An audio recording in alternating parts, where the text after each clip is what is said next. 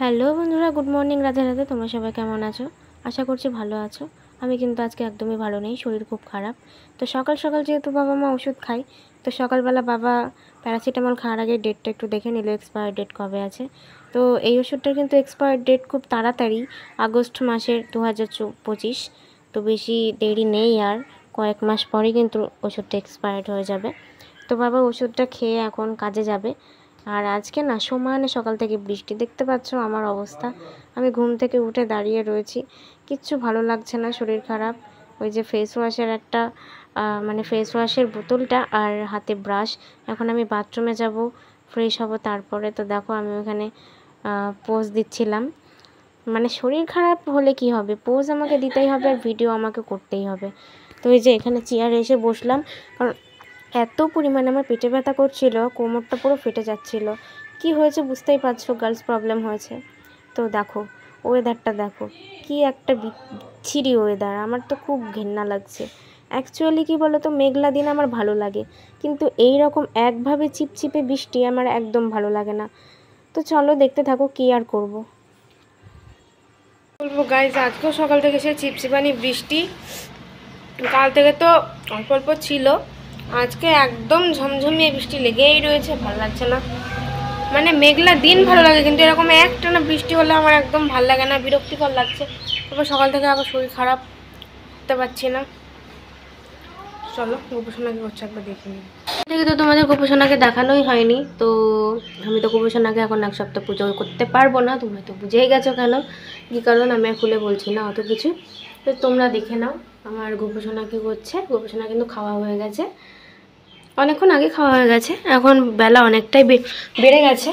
এই যে ফুল, এই কদিন ধরে কিন্তু ফুল একদমই পাওয়া যাচ্ছে না, খুব কম কম পাওয়া যাচ্ছে। আর এই যে দেখো বাইরের ওয়েদার দেখো, একটা বিচ্ছিরি ওয়েদার, বিরক্ত লাগছে। ঘরের কাজ সেরকমভাবে করে ওঠা হয়নি, এই যে সব কিছু মেলা রয়েছে, যেহেতু বৃষ্টির দিন শুকোচ্ছে না। ঘরের বিছানাও তোলা হয়ে গেছে, এই যে ঘরের বিছানা তোলা হয়ে গেছে, বাইরের বিছানা তোলা হয়ে গেছে, শুধু ঝাড় দিয়ে ঘরটা মুছতে হবে, তাহলেই হয়ে যাবে। আজকে কি রান্না হয়েছে দেখে নাও, হয়েছে মাছের ডিমের বড়া দিয়ে আলু দিয়ে পটল দিয়ে ঝোল, যেটা আমার বিচ্ছিরি লাগে খেতে।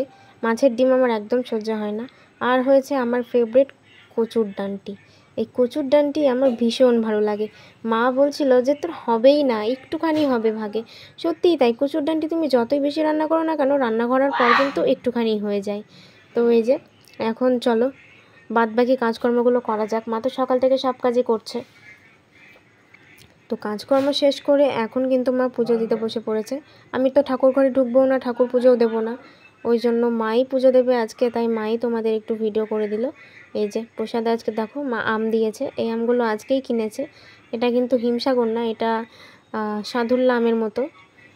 তো এই যে নাম আমি জানি না, যত আমের নাম আমার মা জানে, আমি কিন্তু একটা আমের নামও জানি না, শুধু ন্যাংরা আমটাই চিনি, তাছাড়া কোনো আমি চিনি না। তো এই যে গোপুসোনাকেও মা 3 পিস আম দিয়েছে।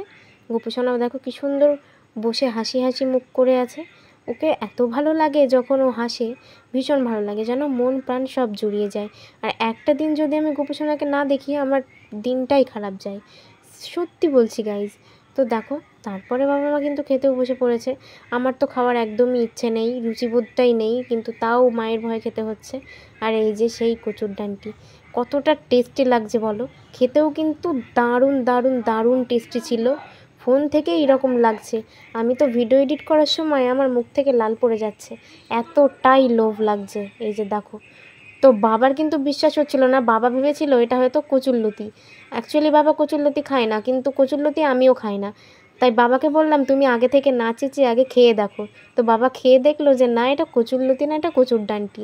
আসলে কচুরলতিটাও এরকম কচুর ডাঁটির মতোই হয়, ওই জন্য বাবার বিশ্বাস হয়নি, তারপরে খেয়ে বিশ্বাস হলো। ফার্স্টে তো আমি নিচ্ছিলাম না গলা ধরবে বলে, তারপরে যখন গলা ধরেনি তখন আমি মাকে বললাম যে না, গলা যখন ধরছে না তখন আমাকে দাও। তো আর এই যে সেই ডিম দিয়ে পটল আলু দিয়ে তরকারি, আমি কিন্তু এই তরকারিটা খেয়েছি কিন্তু ডিম ছাড়া, কারণ মাছের ডিমের বড়া খেলে না আমার গলা বুক পুরো জ্বলতে জ্বলতে যায়, জ্বলতে জ্বলতে নামে, প্রচণ্ড গ্যাস হয়ে যায়, আমার এই মাছের ডিমের বড়া একদমই সহ্য হয় না, তাই আমি খাই না। তবে কচুর ডাঁটিটা খেয়ে আজকে আমি ভাত খেয়ে তৃপ্তি পেয়েছি, এতটাই ভালো হয়েছে। কারেন্ট নেই, অন্ধকার, ভিডিওটা দিই কী করে বলো তো, তো তাও যে ভিডিওটা এতটা বড় হয়েছে আর কপাল। কিন্তু গাইস আমি না আজকে মায়ের হাতে কচুরডানিটা এতটা টেস্টি হয়েছে আমি ভুলতেই পারছি না। সো গাইস কালকে আমার বার্থডে, সবাই আমাকে আজকে রাত 12টার সময় উইশ করবে, কিন্তু উইশ করতে ভুলো না, আমি কিন্তু অনেক খুশি হব, তোমাদের উইশের ওয়েট করব। তো কেমন লাগলো আজকের ভিডিও গাইস? আর আমার মতো আমার মতো কচুর ডান্টি লাভার কারা কারা আছে, যারা কচুর ডান্টি মানে কচুর শাক খাও না অথচ কচুর ডান্টিটা খেতে পছন্দ করো? আমার তো ভীষণ ভালো লাগে কচুর ডান্টি খেতে, আর সেটা যদি দিদুনের হাতে হয় তাহলে আরও ভালো লাগে। তো চলো আর বেশি বকবক না করে, শরীরটাও খারাপ, ভিডিওটা এন্ড করছি। সবাই ভালো থেকো, সুস্থ থেকো, সাবধানে থেকো। দেখা হচ্ছে কালকের অন্য ভিডিওতে। সবাই নিজেদের টেক কেয়ার করো। বাই।